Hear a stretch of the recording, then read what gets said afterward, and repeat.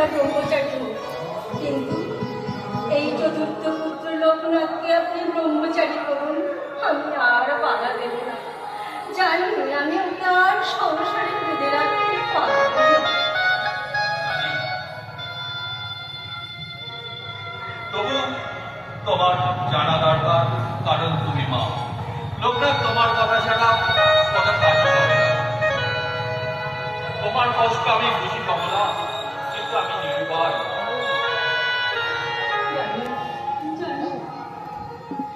জন্মের পর থেকে এই লোকনাথ যেন সবার থেকে আলাদা। আপনি দেখেছেন, আপনি দেখবেন ও জগৎগুরু হবে, ও ভক্তের ভগবান হবে, জগৎকে উদ্ধার করবে আমাদের এই লোকনাথ। তুমি দুঃখ পেও না কমলা। তোমার লোকনাথকে আমি এমন একজন মহাপুরুষের হাতে সমর্পণ করব, যিনি যিনি সড়ক দর্শনের অদ্বিতীয়। কে তিনি? তিনি গৃহস্থ জীবনযাপন করেন, বেদাজ্ঞ, তিনি সর্বশাস্ত্রে পণ্ডিত। তিনি হচ্ছেন শ্রী ভগবান গাঙ্গুলি। শ্রী ভগবান গাঙ্গুলি, যিনি ত্রৈলঙ্গ, কর্ণাট, মিথিলা, দ্রাবিড়, বঙ্গে সকল শাস্ত্র সভার যিনি মীমাংসক, ভগবান গাঙ্গুলি। সেই ভগবান গাঙ্গুলি এবার লোকনাথ 11 বছর পদার্পণ করবে। তখন হবে ওর উপনয়ন, সেই দিনই ওর পুনর্জন্ম হবে। লোকনাথ ব্রহ্মচারী হবে। ছোট বয়সে লোকনাথ আমাদের ব্রহ্মচারী হবে, সে সইতে পারবে তো? তুমি দুঃখ পেও না কমলা। লোকনাথ শুধু আমাদের সন্তান না, ও এই জগৎ সংসারকে সৃষ্টি করার জন্য এসেছে।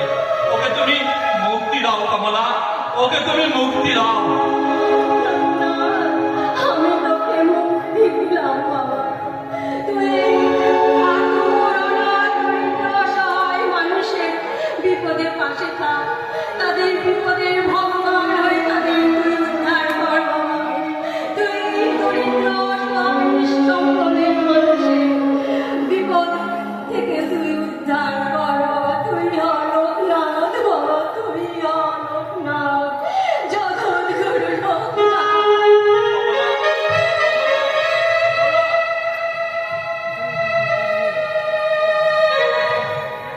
বাবা লোকনাথ ভগবান গাঙ্গুলির সঙ্গে প্রথম এলেন কালীঘাটে। পৈতের দিন কালীঘাটে আসার পর সেখানে ভগবান গাঙ্গুলি তাকে দীক্ষিত করলেন এবং ভগবান গাঙ্গুলির সঙ্গে লোকনাথ বাড়ি ছেড়ে গেলেন। তারপর দীর্ঘ কত বছর তা কেউ জানে না। একদিন লোকনাথ পাহাড় থেকে নেমে এলেন।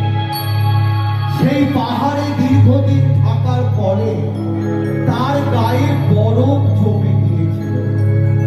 তখন বাবা লোকনাথের বয়স কেউ বলতে পারবে না। তিনি এলেন এবং আশ্রম প্রতিষ্ঠা করে বাবা লোকনাথ অধিষ্ঠিত হলেন।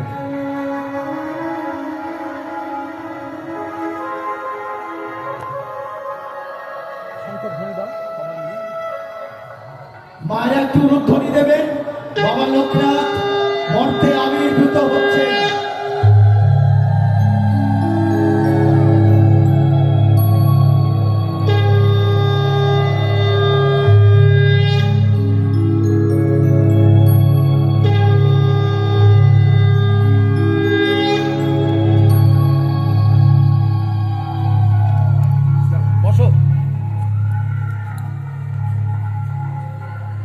বাবা লোকনাথ তোমাকে প্রণাম। তুমি মহাযোগী, তুমি বাবা, তোমাকে প্রণাম। জয় বাবা লোকনাথ, তোমাকে প্রণাম। ভক্তের রক্ষক তুমি, তোমাকে প্রণাম। পিতা তুমি, মাতা তুমি, তোমাকে প্রণাম।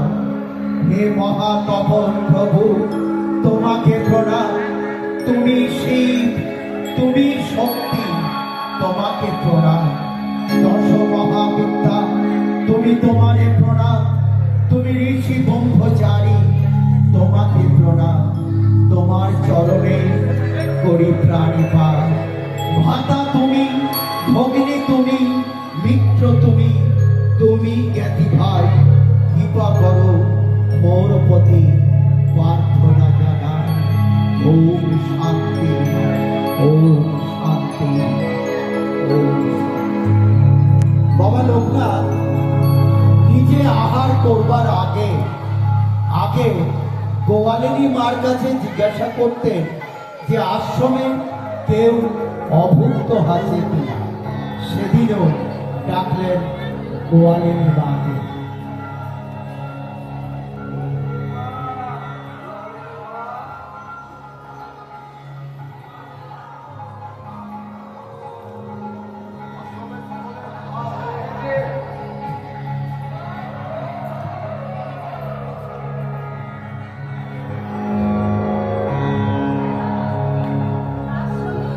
কেউ অভুক্ত নেই বাবা।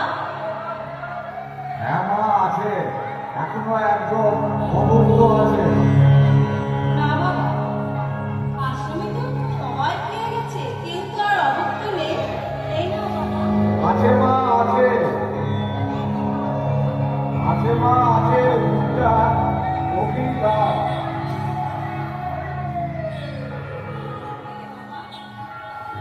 ওই যে, আয়, আয়, আমার কাছে আয়, আয়, আয়।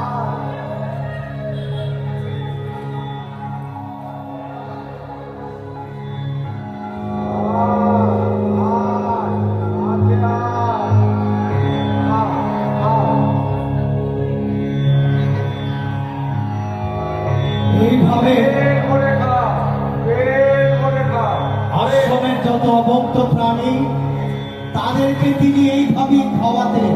দেখুন, এক সাপকে, এক কানকে উঠে বিষাক্ত সাপ, যে বাবার পেছনেই থাকতেন, বাবার আসনের পেছনে, সে কিন্তু এখনো খায়নি।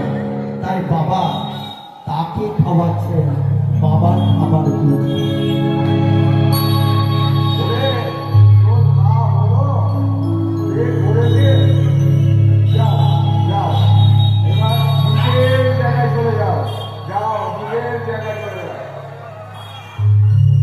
বাবা, তুমি তো সকলকে বিপদ থেকে উদ্ধার করো। বাবা, তুমি তো বিপদের কারিগরি। বাবা, ওই আশ্রমের পাশে একটা কুকুর বহুদিন থেকে রোগগ্রস্ত হয়ে পড়ে আছে। ওর কষ্ট যে বাবা চোখে দেখা যায় না।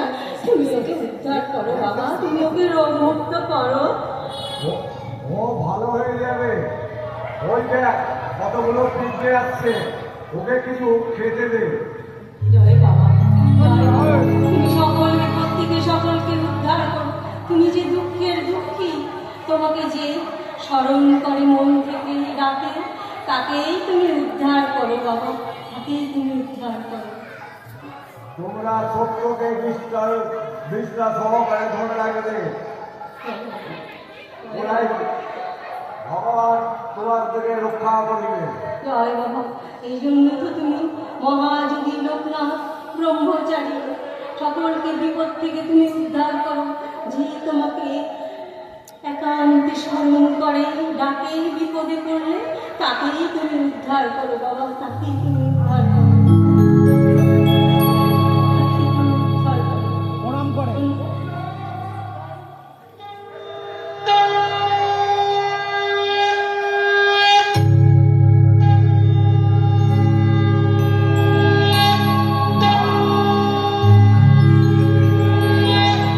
না মা, না, তুমি আমাকে প্রণাম করবে না। তোমার প্রণামে যে আমার অমঙ্গল হবে।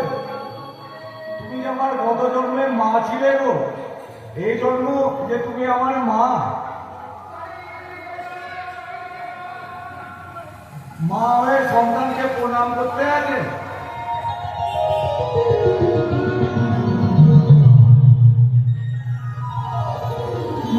এমন সময় ভাওয়ালের রাজা রাজেন্দ্র নারায়ণ রায় বাহাদুর এলেন বাবার কাছে দেখা করতে।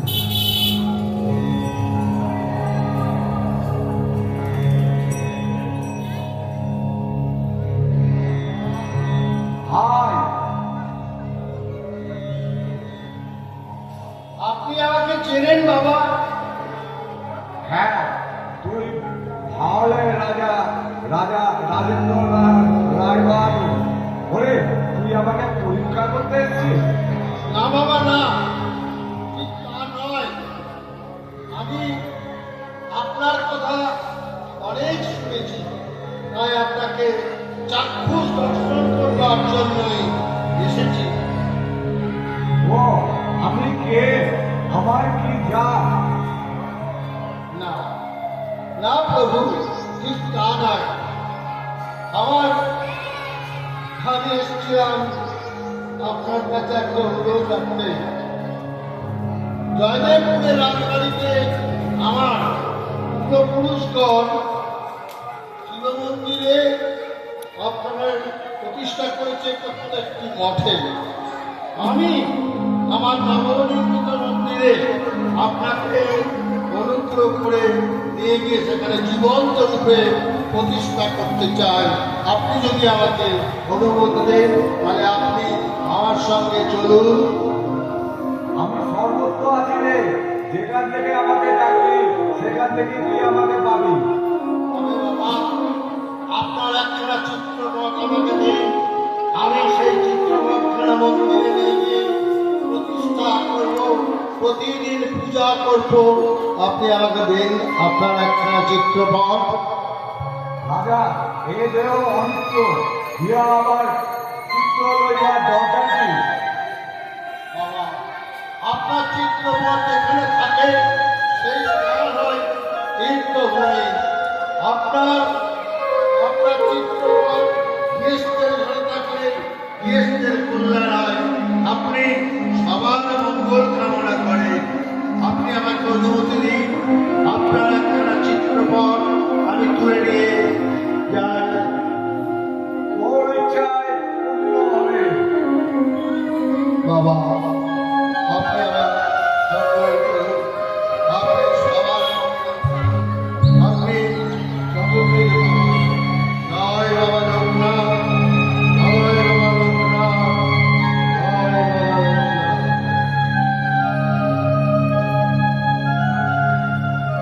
বনে বনে বনে জলে জঙ্গলে যখনই আমাকে স্মরণ করিবি,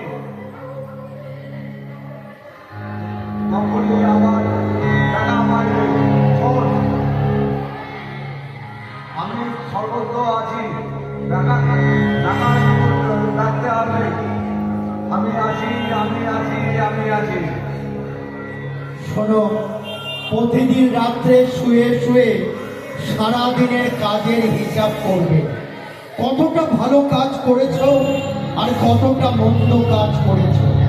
ভালো কাজ জমা আর মন্দ কাজ খরচ। প্রতিদিন প্রতিজ্ঞা করবে, প্রতিদিন ভোরে উঠে আমি সারাদিন যেন ভালো কাজ করতে পারি।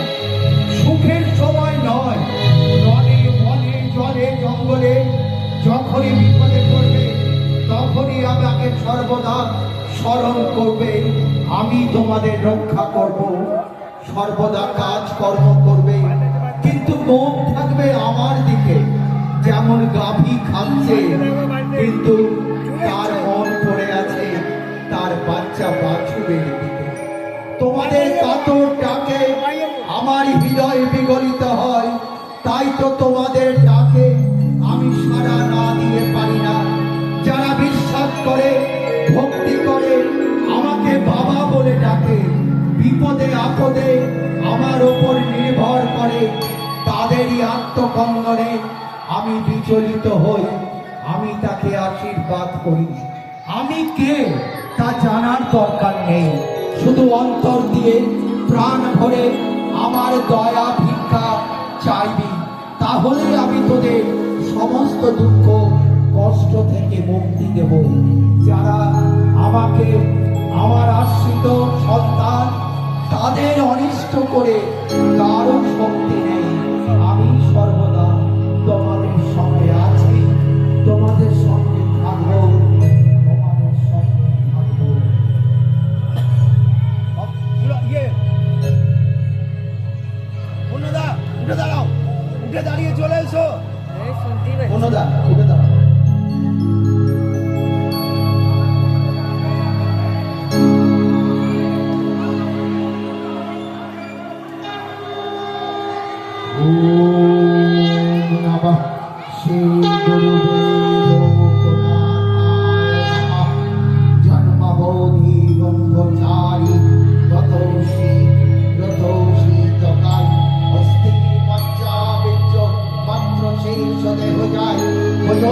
বঙ্গ তেজ পবিত্র মূরতি ধরিতে উপনীত জগতের গতি নিলিপ্ত তথা বিভাগী